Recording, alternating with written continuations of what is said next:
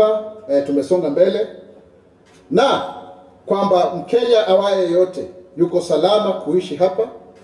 Kuna wengine wanaanza kusema tetesi kwamba kwa nini watu kutoka nchi za kigeni inasemekana wanashikwa, sijui wanatekwa nyara, lakini serikali ingependa kutoa hakikisho kwamba kila Mkenya awaye yote yupo katika njia nzuri na kulindwa kuzuri kutokana na asasi zetu za kiusalama.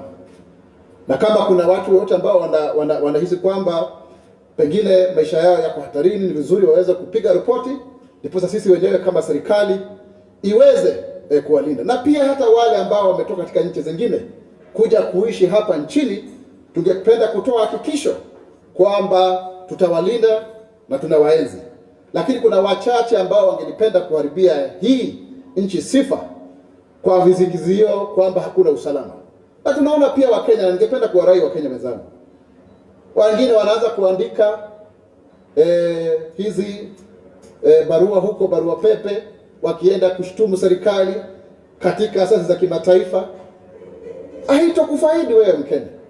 Ni vizuri hata kama tuna tofauti zetu za hapa nchini, lakini katika kiwango cha kimataifa tuonyeshane kwamba tupo pamoja. Wengine hata wanaanza kusema kwamba wageni mashuhuri wasije kutembelea nchi hii.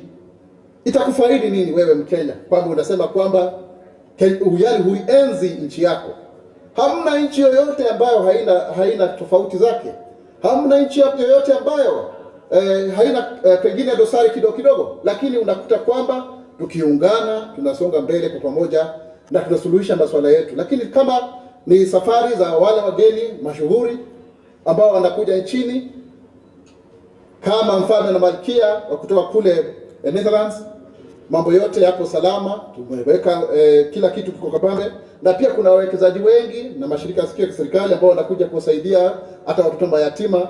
Tutakuwa tukizungumzia hata na wakulima, wapiga biashara na wadau tofauti tofauti. Kwa hiyo tafadhali tuizungumzie nchi yetu ya Kenya kwa njia ambayo inafaa ili tuweze kusonga mbele. Na kama vile ambavyo Mheshimiwa Rais ameahidi kwamba yeye yuko katika mstari wa mbele kusitisha utekwaji nyara wa mtu yeyote nchini hii. Hilo ni jambo ambalo lipo na utakubaliana na mimi kwamba tayari mambo haya yameweza kupunguka na yataendelea kupunguka zaidi. Lakini sisi kama Wakenya ni vizuri tuweze kuwa tunazungumziana kwa njia ya heshima. Tuwe watu ambao pia tunapendana, pia watu ambao wanaheshimu wanaenzi taasisi zao. Sio tu kwamba tu kufikiria kwa sababu sasa unataka kuonekana kwamba wewe pengine unajulikana, unajipigia upato kwamba uweze kuwa na mtu ambaye hana maadili mazuri. Kuna mambo mengi tu ambayo yameibuka, lakini mwaka huu ni mwaka ambao sisi kama serikali tungependa kuwarai Wakenya wenzetu waingie pamoja na sisi katika mdahalo huu na katika azma hii, katika ari hii ya kuhakikisha kwamba Kenya imesonga mbele, kwa sababu Kenya itainuka, Kenya itasimama, Kenya itanawiri kwa umoja na uzalendo. Mimi ni Mkenya mzalendo. Je, wewe? The government of Kenya under the leadership of His Excellency President William Ruto is steadfast in delivering the bottom-up economic transformation agenda, popularly known as the Better Plan. This is aimed at unlocking economic opportunities to attract investment and to improve livelihoods for all Kenyans. This commitment has seen Kenya emerge as a global leader in startup funding, attracting $638 million in 2024, representing 29% of Africa's total startup funding, according to the Big Deal Africa. This surge is underpinned by innovative government policies and initiatives, such as ensuring that there is a stable macroeconomic environment for investment, and also the digitalization of our business through the Digital Superhighway program under the Better Plan, which aims at connecting Kenyans through 100,000 kilometers of broadband fiber optic infrastructure. And also, of course, there is a Startup Act that is very, very crucial.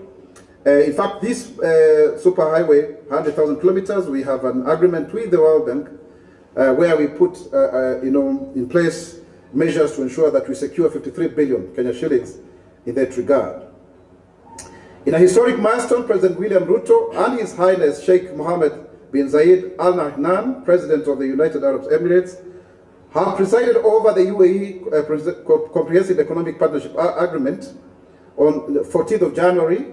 And this is really transformational because it will ensure that Kenyans who are in the meat industry will benefit from 9.9 billion worth of meat and 10.8 billion in fruits and vegetables to the UAE. And this is really, really commendable. This is the true empowerment of Mama Mboga, because then they can actually export that which they are growing. This agreement is expected to double these figures by eliminating trade barriers and simplifying custom processes. On job creation and innovation, with this kind of startup funding, we believe that Kenyans have some of the best innovations by our youth, especially in areas such as fintech, climate tech, and digital services. And this is aimed at addressing local challenges and prototyping. How is it that the world can deal with these challenges, so that then the solutions that we get here in Kenya are applied globally. Again, this startup capital will also ensure that there are employment opportunities.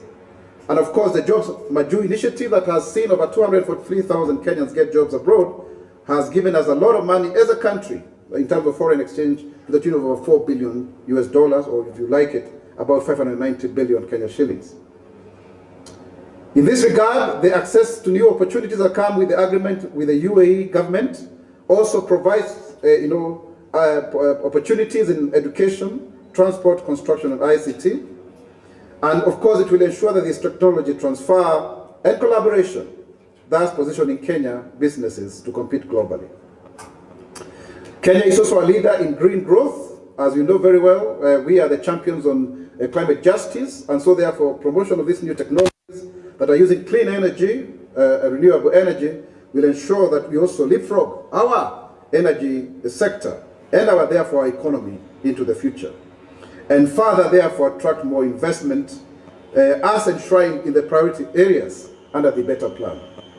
On education reforms, we are gradually doing away with the 844 system, and most of us here are products of that process, of that system, which has served the nation for 35 years, and the last KCSE, Kenya Certificate of Secondary Education, will be in 2027.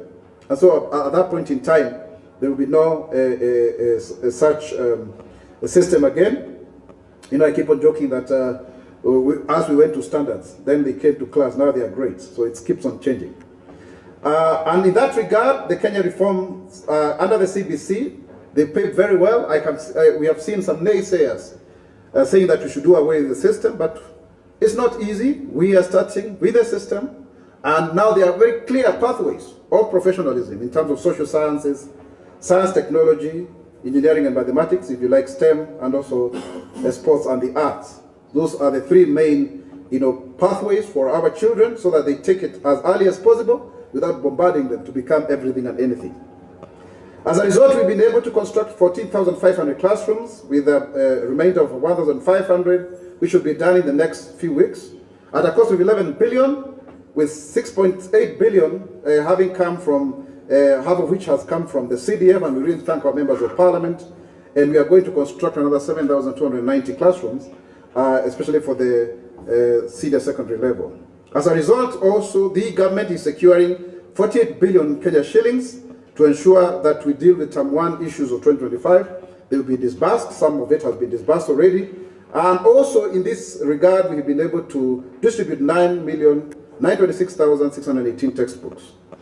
Further, it's good to reiterate, for the sake of those who would want to have a second chance in life, that in July they can go back to do their KCSE, or those who may have missed, and that we are very keen to ensure that we adopt new technology for those with disabilities, especially by doing away with the Braille machine, which is very noisy and very bulky and very expensive. I think it's about 85,000 Kenya shillings, by adopting the new one, the Orbit Reader, which is about $400 or 52,000 Kenya shillings or thereabout.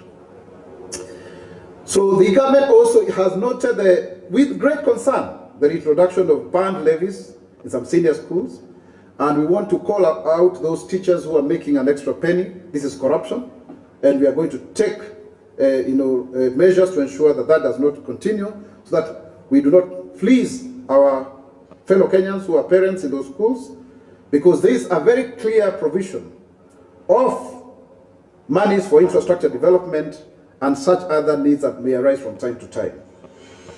And as a result, therefore, we are calling upon Kenyans to also volunteer themselves to apply for the jobs of teachers that the teaching jobs that we will advertise.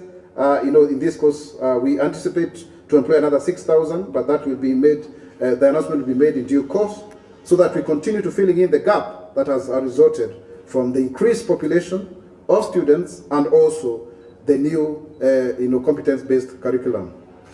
As a result of our expanding civil service, we are pleased to announce that 3,109 public service internship interns are going to be reporting in February, and a total of 23,105 graduates have since benefited, and quite a number of them, by the way, have been admitted into various other opportunities for growth. Some of them were retained in the civil service, and it's a very good opportunity to ensure that our young workforce is able to know how government functions, and so that there is technology transfer, there is institutional memory, and to expose them to various government functions. This also will create a solid foundation for careers and also actively contribute to national development while enhancing their competencies. Further, through the Inua Jamii program, the